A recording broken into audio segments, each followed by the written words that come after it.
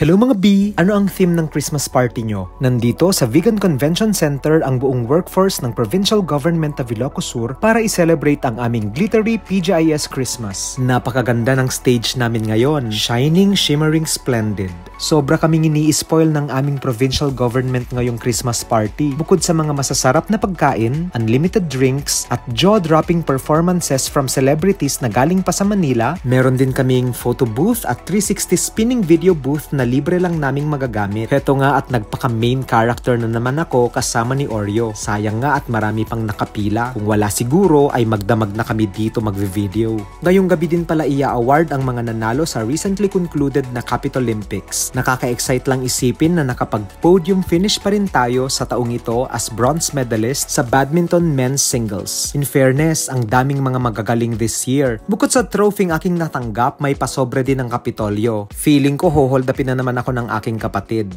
Pagkatapos ng mga performances at awarding ay pumarty-party na kami. Kahit pa pinagtitinginan na kami ng mga tao sa likod, deadma lang. Maswerte kaming mga empleyado ng Kapitolyo. Talagang merrier ang Christmas ng TGIS. Yun lang.